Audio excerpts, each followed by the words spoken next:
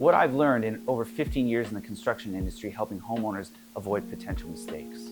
Smart, educated people can get taken advantage of. The rules and kind of customs within construction are pretty well worn and pretty time honored. And if you don't understand them, if you're not in this industry, then you don't always understand what's appropriate to do and what's not appropriate to do, when you should give a deposit, when you should hold back money. And oftentimes smart and educated and street smart people can kind of do the wrong thing with the wrong person, and it kind of ends up badly. And so it can happen to anybody, and it leaves people feeling kind of empty, and unfortunately it gives this industry sometimes a bad name.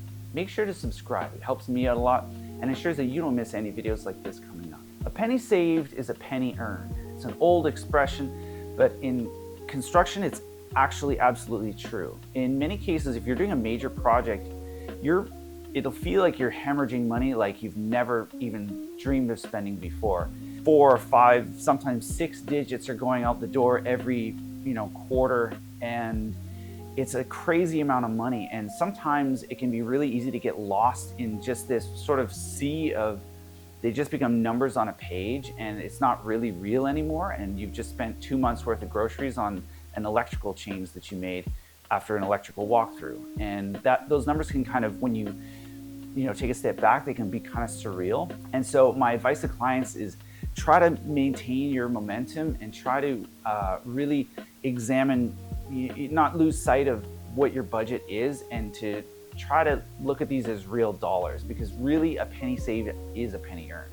I've seen good people do really selfish things. People that I've known outside of work and outside of the job, I've seen them do really unusual and seemingly uncharacteristic things. I think that something happens to people when their livelihood is at stake and they feel threatened. And sometimes I've seen people cut corners. I've seen people be dishonest about certain things that otherwise I would not normally expect. And unfortunately, sometimes that can get out and give the industry overall a bad name. But I've seen I've met and gotten to know so many awesome people in this industry. And it really is oftentimes is just salt of the earth people that just want to do an honest day's work for an honest day's pay. And they're just magnificent people. But every once in a while, I see something that kind of surprises me. Apathy is very real and very temporary. I talk about this in another video, but essentially sometimes projects go through waves of momentum. And understandably, momentum is high at the start of the project, and then at a certain point, usually around the end of mechanicals, it starts to drop. And that's because there's less progress on the build itself. And sometimes the budget's in view, and money is leaving the door like you wouldn't believe.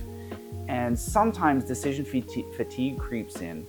And clients, I've seen this, they get this kind of apathetic, like, oh, nothing even matters anymore. I don't even care. You guys just finish this. I'm tired of making decisions. I'm tired of paying money. I'm tired of overseeing. I'm tired of having to work my day job and then come home and think about this, and I can't sleep. And they get this kind of apathetic tone a little bit.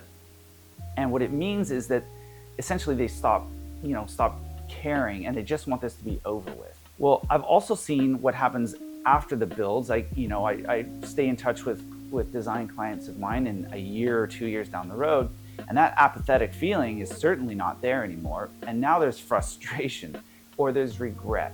And so that apathetic feeling is really temporary. And sometimes I try to advise clients, when you're going through those kind of waves of momentum on a project, is just, if you feel like that you're hitting a low point, just take a break, go away for the weekend, and try to reset and try to really kind of emotionally and mentally dig in for the last sort of stretch of the build, because you will regret it in the long run. You'll regret it later on. You're going to work on this house for maybe a year, maybe 18 months, but you're going to live in this house for years, maybe decades. And things you do and things you don't do can really end up being sources of regret later on. So apathy is real, but it's also temporary.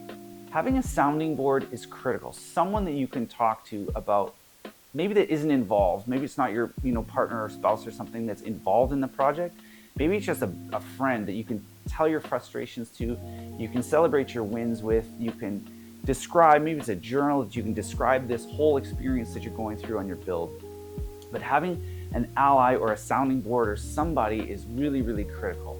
Again, I would prefer that it's me so that I can help you and actually provide some constructive advice, but it doesn't have to be me. I kind of liken it to going to a dive bar on a bad side, on the bad side of town, and you're walking in alone and feeling that feel of kind of unease. That's how a lot of people walk into construction projects, and they don't know the landscape and they're not sure if something's coming for them. And I kind of look at it like having an ally that has been there before and done it before, in my case dozens and dozens of times, over 100 probably, that you might be able to walk into that bar on the bad side of town, but you've got a friend there who's an MMA fighter.